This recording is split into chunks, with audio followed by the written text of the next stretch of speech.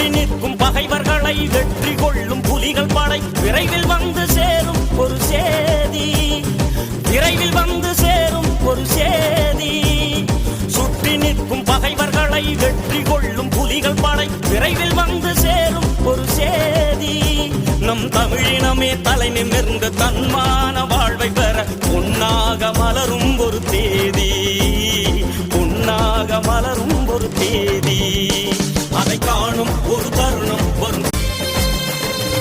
சுற்றி நிற்கும் பகைவர்களை வெற்றி கொள்ளும் புலிகள் படை விரைவில் வந்து சேரும் ஒரு சேதி, விரைவில் வந்து சேரும் ஒரு சேதி.